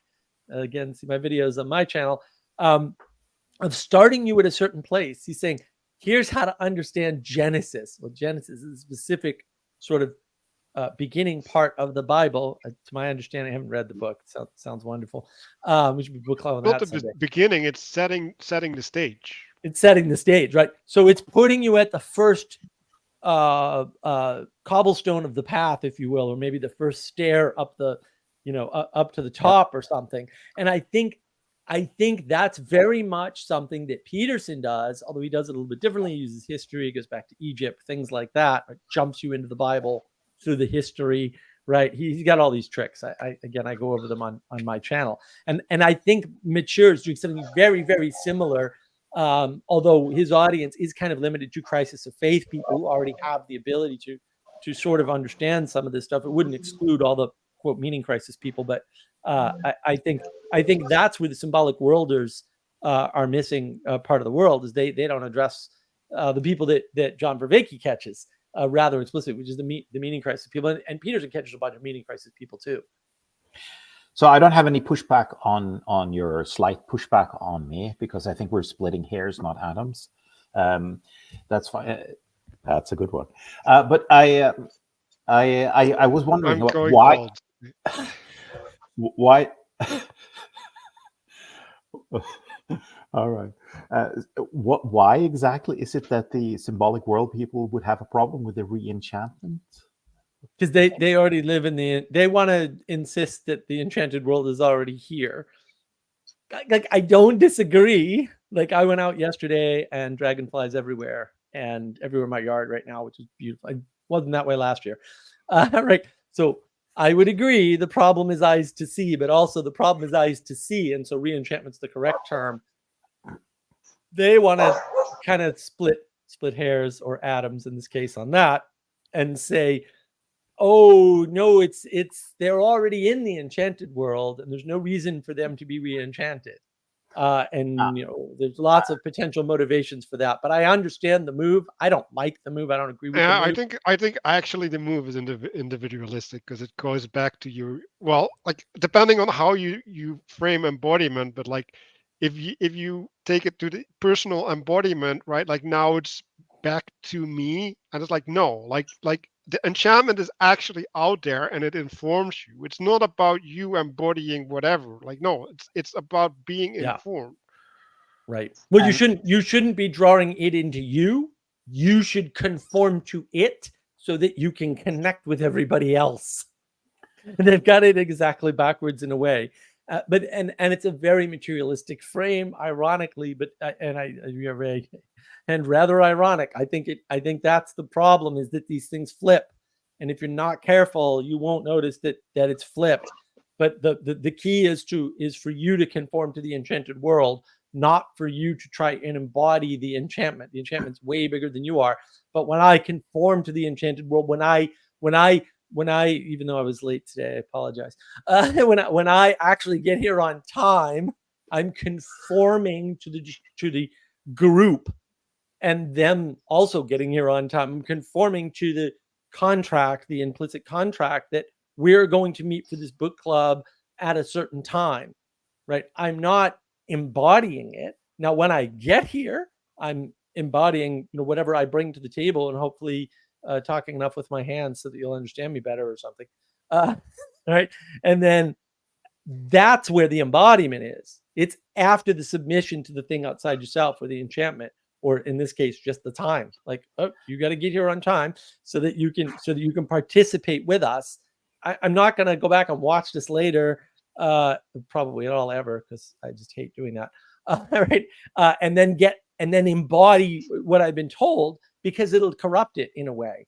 And I'm not saying if that's your best option not to do it. If that's your best option, do it, but be very careful and know that you've imbibed something without the immediate feedback needed to know exactly when you go off the rails or start to, because it's really useful. Because once you go off the rails, you won't, even if you figure it out that you're off the rails, you won't necessarily be able to self-correct. That's why I tend to interrupt people the second they make an incorrect statement. Because once they start making incorrect statements, they tell a story, you become enchanted by the story, and now you've got bad enchantment effectively, or misenchantment or something. Well, you have to do the work to disentangle, which is more effort in the way more. End. So I wanna bind it back to what we're doing, right? So like can I just wrap up that thing by saying that the term for the meaning crisis is the disenchantment, right? That's what that's what the intimacy and the meaning crisis is. That's the disenchantment. I agree. So they're forms of disenchantment. Yeah, I might call them two separate forms of disenchantment. I have to actually think about that. I don't like it. I don't like negative terms. There we go. Don't use negative terms.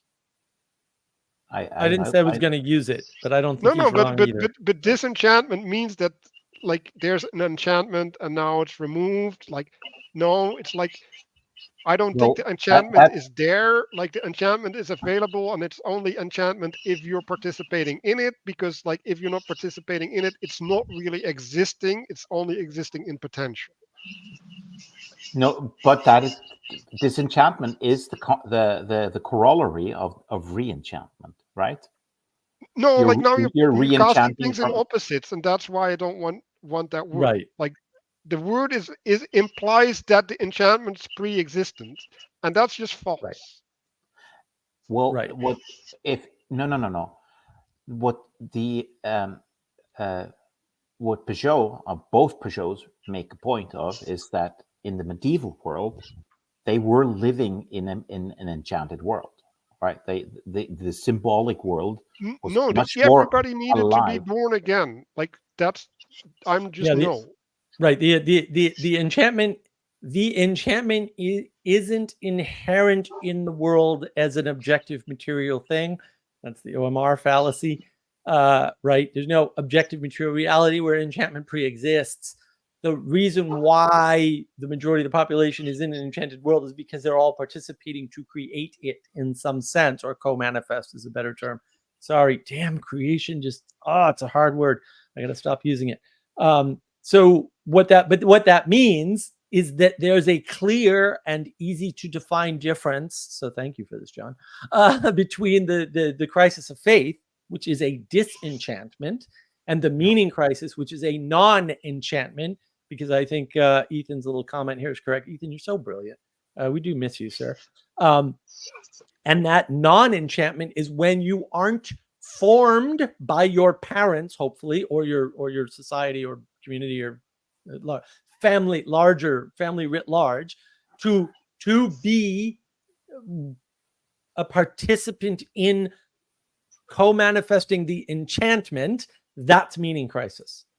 And actually, I really like that. I'm going to steal it all and not credit anybody. That's lack of being bound, right? Yes. Right. So, But you okay? So I see where you're going with that. You're talking about at the sort of personal level. I was talking more as a periodization in history. Like I love my periodizations.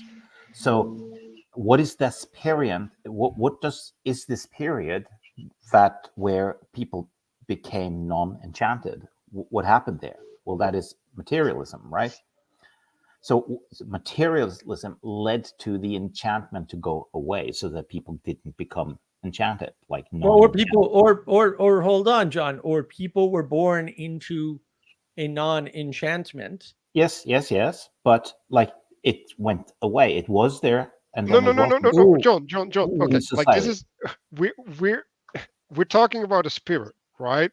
Yes. We're talking about life, literally about life, right? So Yes. how does life go away when it doesn't reproduce, right? So you can't say that life goes away because there's thatness, right? That's not the way it goes. It goes away because there's no birth.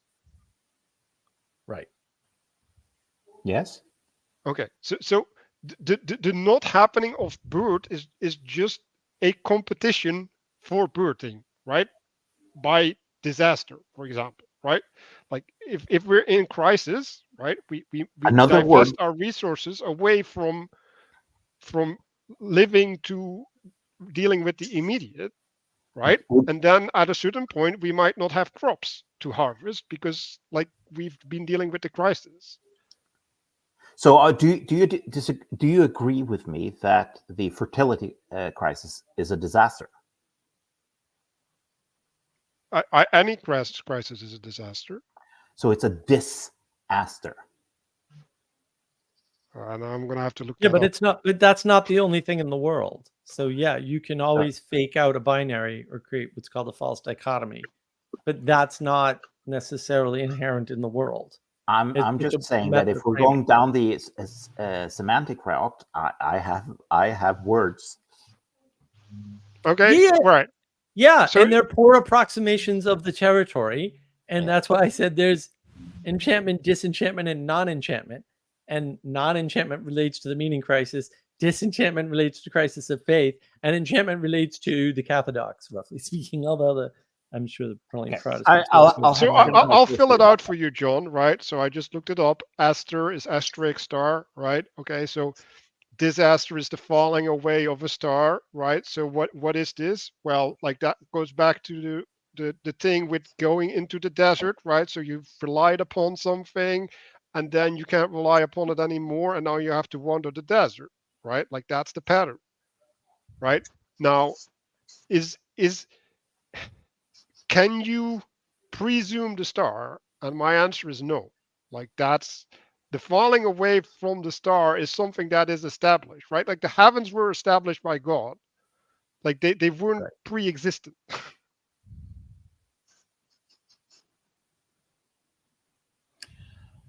I'm not sure that I find that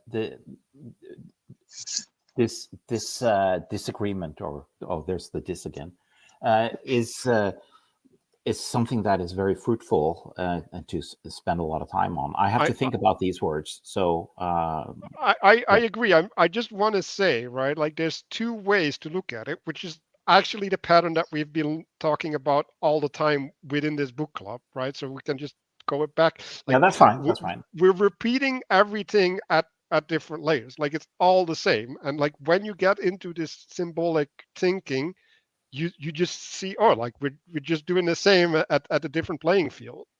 So what are we doing, right? Like, are we looking up from below or are we looking down from above, right? And it's like if we're trapped, right, or if we haven't had a revelation, we have to look up from below because like there's no other option, right? And then the only way to resolve that is to look, well, to find the thing, the commonality, and he goes into that later on in chapter 8 and 9. So we can talk about that next week. We go into that, but to find the unifying principle and look down from the principle, right? And how do you get to the principle again, right? Like that's hope, right? You have to believe that there is such a thing and that you can use it in your participation in the world. So I'm gonna make a thing for my channel as well. On agapic orientation, I have a recent conversation with Gabe, and we were talking about opposites, right? And in this conversation, I'm basically going through this problem, like literally this problem, because what is opposites, right? Like you're saying that there's one thing and there's another thing, and that they're not unified in a way, right? And so what does that mean? That means that you're looking from below. So every time that you're framing the world in opposites, you're taking a perspective where you're not realizing that you could be looking down from somewhere above. And that has implications, right? Because now they're in conflict, right? Now you have to resolve some things, right? So you're creating a world, right? Or the world is enchanted or disenchanted in such, well, like shit, I used the word, damn it. It's structured in such a way, right, that there's certain dynamics that manifest like opponent processing, right, instead of cooperative process, right? And the only way to step out of that is to have hope and act with faith that they're not in opposition. And this is why I cannot accept these oppositional frames, right? Because they kill hope. Exactly. That's why you need the third thing. And I've talked about the third thing with Pastor Paul on his channel. I've talked about it, I think, on mine. I did a thing on opposition as well, Manuel, based on your wonderful video on agapic orientation. Right, because that was it was very inspiring, actually. Also very I mean, it's a frustrating conversation in one sense, but it was really eye-opening as to how people can end up sort of stuck in their thinking. Do we I know we should close this out. Do we want to figure out which chapters we're going to read next, Manuel, and then go through your closing system there? Yeah, like I want to go at least till chapter 13, but I would like that people like just read a bit further, but we just intend to go to 13 at least. And then it's up to you how much further you want to go. But that puts that's us where, at part 3, basically. yes, that's Okay, where it good. gets interesting, right? At 13, and I think there's a lot to talk about at 13, and it all connects to what we've been talking about today, right? So I want to, yeah, like I said, right? Like these patterns, like we're enacting them now, right? And so like, what are we doing? Well, we're embodying these worldviews in relationship to these certain conflicts or whatever, right? And it's like, well, okay, like now, for example, I need to draw the line, right? Or I'm looking up or I'm looking down, right? And then you see that these things, they run into each other and they create a dynamic, right? So there's a way in which they have a reliable interaction and a reliable expression across time, right? And when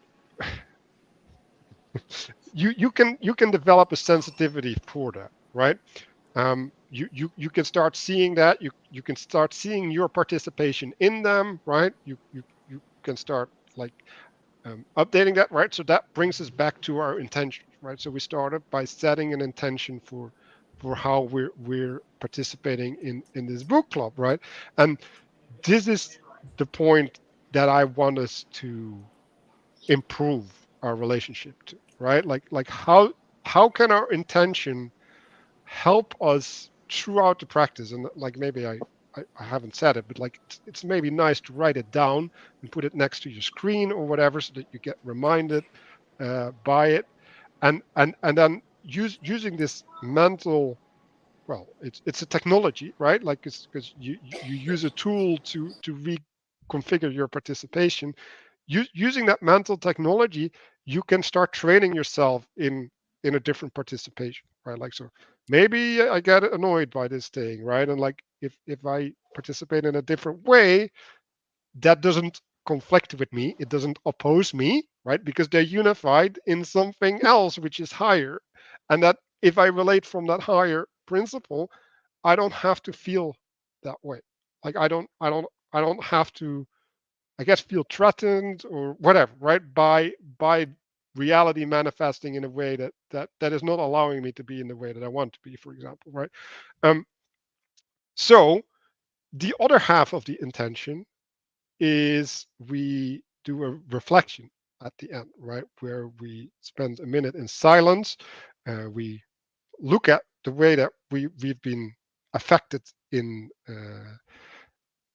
well, the practice, the book club, and you can do like, oh, like this idea that came by, like I don't really, like I didn't really understand that, right? Like why is that, or like what does that mean, right? Like that's a way. There's also like an emotional layer to this, right? Like, okay, like why did this affect me in such a way? Like that's weird. Like what's happening there, right? And so we do that as usually by closing our eyes, looking up, and that activates the brain in certain ways. And like I see RGA making notes, also very useful to write these things down. And like the purpose of this, right? Oh yeah, that is that you also, when you come out, you set an intention for the week, right? So you take what you've gathered here and you take it into your daily life, right? You make it like visible, like to use that word.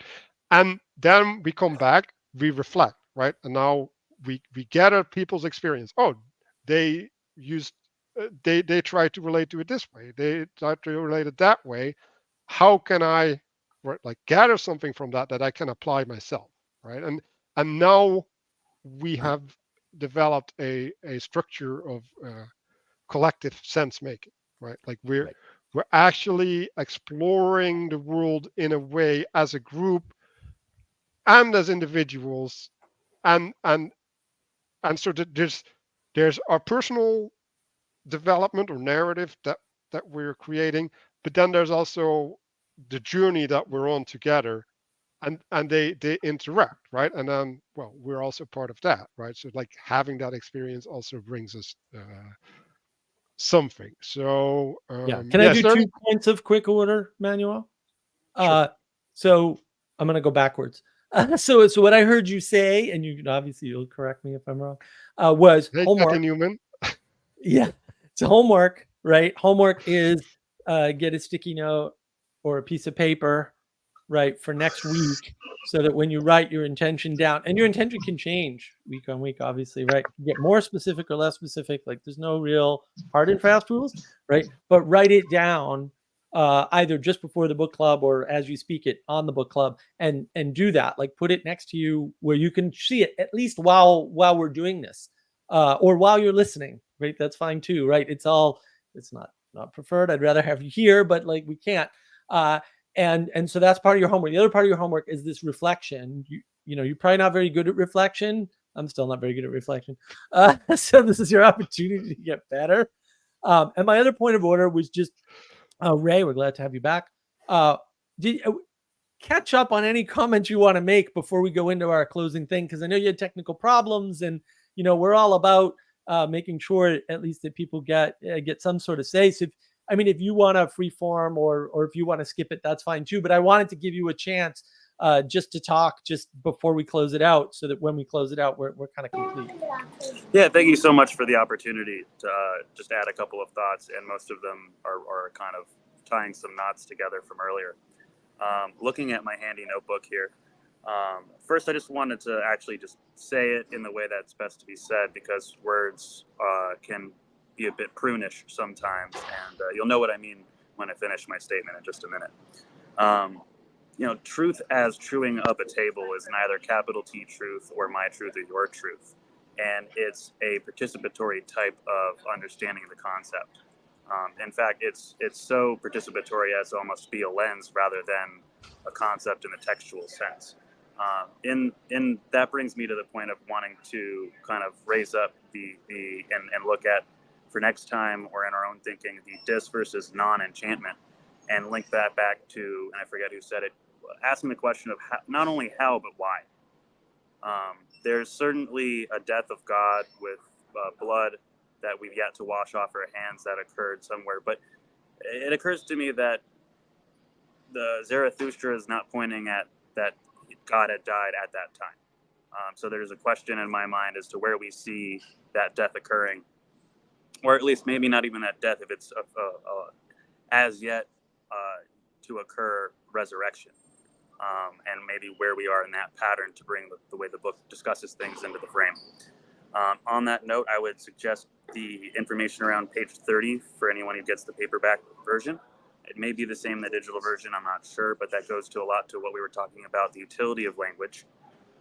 And towards the utility of language and the image of kind of not only looking down, but looking up, and not bringing the world into integration with you, but integrating into the world. There's a non-word that I can only use as integration versus extegration in that sense. And that brings me to the image of Adam from the first couple chapters, where the function of Adam is twofold. It is to name and to tend. But that is very much almost the left-right brain dichotomy, as it's discussed very often. But the naming function we've talked about is the utility of words almost, but there is the pruning function, which gets lost or is actually so they participate in each other. When you name something, you're lifting up and cutting away that which it is not. So there's the naming function, but maybe for next time we could think about how the pruning function comes into play, both in the terms of the text, but also how we're actually doing that in discussing it. So those are my kind of wrap-up thoughts, and just thank you guys for bearing with me on the technical issues. Yes, so some administrative stuff. I'm gonna make a channel on the Marks of Wisdom Discord server that we can keep in touch and share insights during the week. I'm gonna have the PDF also available there, I think, if that's okay.